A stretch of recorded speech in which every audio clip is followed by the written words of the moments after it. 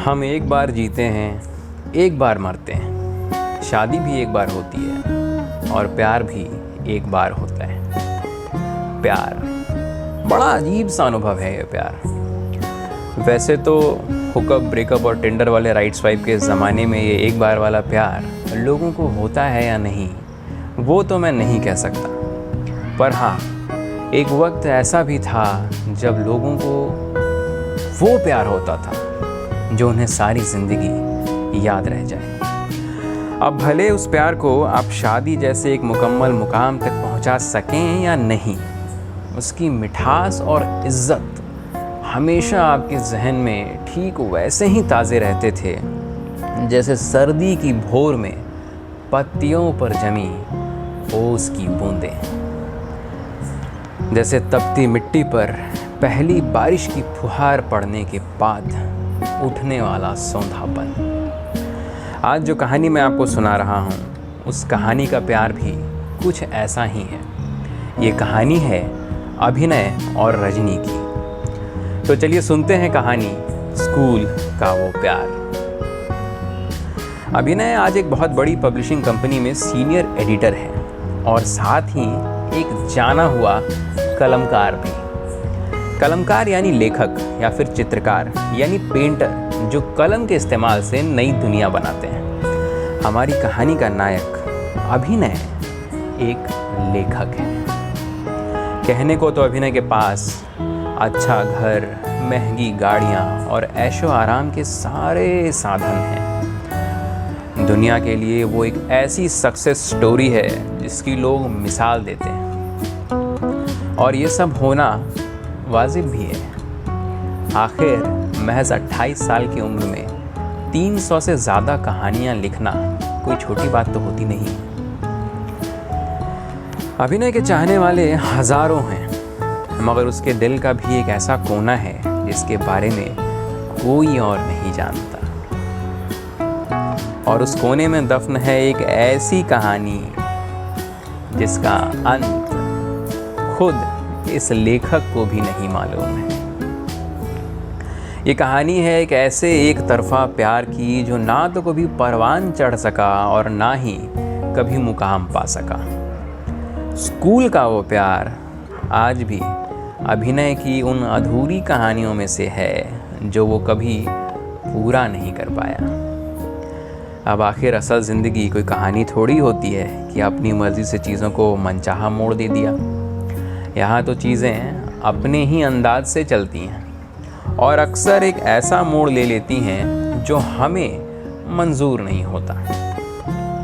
सारा दिन दूसरों की लिखी कहानियों और किताबों को एडिटिंग वाली जादुई कलम चलाकर और बेहतर बनाने के बाद जब अभिनय शाम के वक्त वापस अपने घर आता था तो अक्सर अपने लैपटॉप पर पड़ी क्लास 10 वाली स्कूल ट्रिप की तस्वीरें देखकर थोड़ा वक्त बिताता था।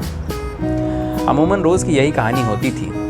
इन तस्वीरों वाले याद के पिटारे के साथ एक कड़क चाय का प्याला और 2 कश्मीरी मिर्च के जायके वाले नमकीन बिस्कुट अक्सर अभिनय की शामों को पूरा करते थे। हर रोज़ वो इन तस्वीरों को देखता और स्कूल की उन खट्टी मीठी यादों में खो जाता था। इन्हीं यादों का एक हिस्सा थी रजनी, क्लास की वो टॉपर लड़की जिसके बारे में सब ये मान चुके थे कि वो कुछ बड़ा, कुछ अलग करेगी।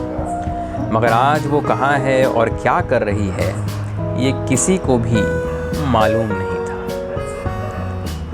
शायद उसने कुछ इतना बड़ा कर लिया है कि हम सब की हदों से बाहर हो गई है। चाय की एक चुस्की लेते हुए अभिनय अक्सर ऐसा सोचा करता था। या फिर शायद वो कहीं फंस गई है अपने सपनों और अपनी उड़ानों से दूर। अगले ही पल उसके मन में ये ख्याल भी आता था, क्या उसे किसी मदद की ज़रूरत होगी? न जाने किस हाल में और कैसी होगी रजनी। अक्सर ऐसे सवालों से उलझते अभिनय की शामें बीता करती थी, पर आज कुछ अलग होने वाला था। यूँ तो वो कई बार फेसबुक और इंस्टाग्राम की गलियों में रजनी को ढूंढने की कोशिश कर चुका था, मगर आज किस्मत उसके साथ थी। इंस्टाग्राम पर यूं ही अंगुलियां चलाते अभिनय की नज़रें एक दोस्त की शेयर की हुई वीडियो पर पड़ी। घर पर मिर्च के बिस्कुट बनाने की रेसिपी। उस वीडियो को चलाते ही अभिनय को एक झटका सा लगा। यह आवाज तो रजनी की है। वो अचानक से बोल पड़ा। उसने हड़बड़ी में उस अकाउंट की सारी तस्वीरों में रजनी को ढूंढने की कोशिश की, मगर कोई फायदा नहीं। रजनी की कोई भी तस्वीर वहां नहीं थी। तस्वीरें थी तो सिर्फ मन को लुभाने वाले खाने और एक प्यारी सी बच्ची की। उस अकाउंट का नाम भी रजनी के नाम से मिलता जुलता नहीं था। मगर ये आवाज तो रजनी की ही है। अभिनय फिर से बोल पड़ा। उसका दिल अब तेजी से धड़क रहा था, ऐसा जैसे कि वो कोई रेस दौड़ कर आया हो। उसने चाय के प्याले को दूर रखा और वहीं जमीन पर लेटकर छत की तरफ देखते हुए सोचने लगा, क्या ये रजनी है? अगर ये रजनी है तो वो अपनी जिंदगी में बहुत आगे बढ़ चुकी है। उसके मन में एक दूसरा ख्याल आया, शायद मुझे उससे बात नहीं करनी चाहिए। अभिनय फिर से बोल पड़ा, पर क्या पता शायद ये रजनी ना हो, मुझे पता करना चाहिए। अगले ही पल उसने सोचा। इस उलझन में उसने किसी तरह सब समझाते हुए एक लंबा सा मैसेज लिखा और उस आवाज वाले अकाउंट को भेज दिया।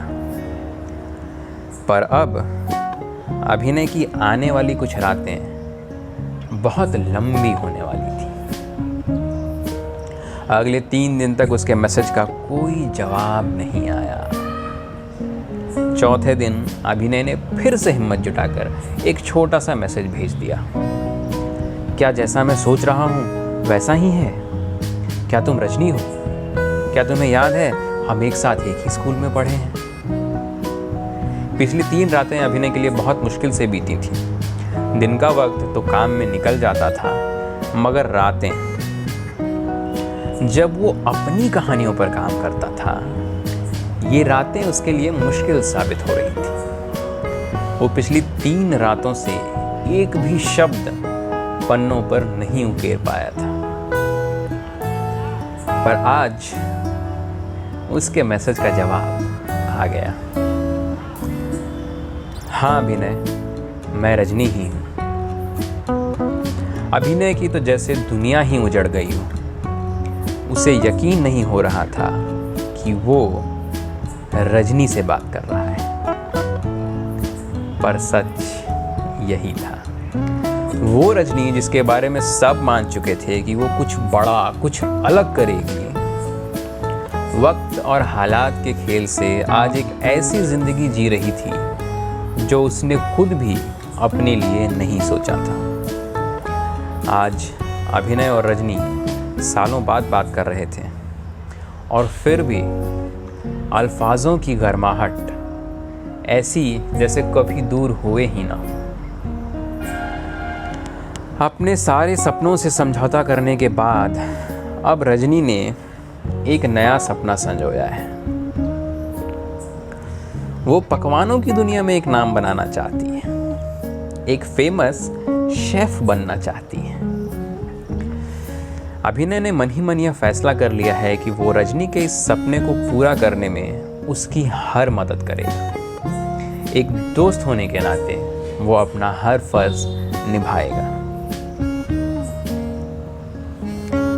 और अब उसे अपनी नई कहानी भी मिल गई है। उस कहानी का नाम है स्कूल का वो प्यार। और अब अभिनय को इस कहानी का अंत भी पता है। बस यही थी हमारी आज की कहानी। आपको ये कहानी कैसी लगी कमेंट बॉक्स में लिखकर ज़रूर बताएं। चाहें तो आप अपने पहले प्यार की कहानी मुझे मेरे सोशल मीडिया अकाउंट्स पर मैसेज करके या मेल करके भी बता सकते हैं। उम्मीद करता हूँ आपको ये कहानी अच्छी लगी। शुभ रात्रि।